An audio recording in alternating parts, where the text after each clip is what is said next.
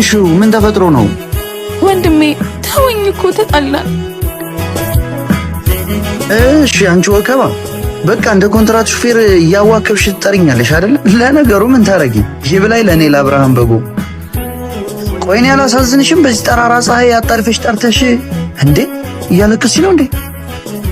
ወንድሜ እንዴ ምንድነው የሆንሽው? ምን ተፈጥሮ ነው? ወንድሜ ተወኝ እኮ ተጣላን። እሺ በቃ ዝም በይ አታልቅሽ።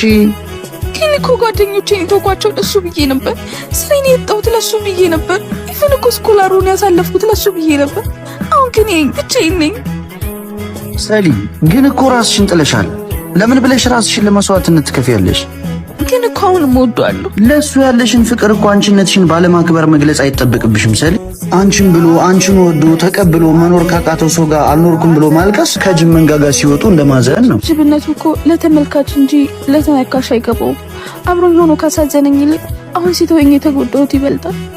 እኔ አልቻልኩም ወንድሜ። የሆነ ግማሽ አካሌን ነክስ የወሰደው ነው የሚመስለኝ። ሰሊ አንዳንዴ መድኃኒት ከፈወሰ ማዳኑን እንጂ መምረሩን ማስታወስ የለብሽም። እንደገባኝ ከሆነ ደግሞ አሁን ከየትኛውም ጊዜ በላይ ትክክለኛው መንገድ ላይ ነሽ።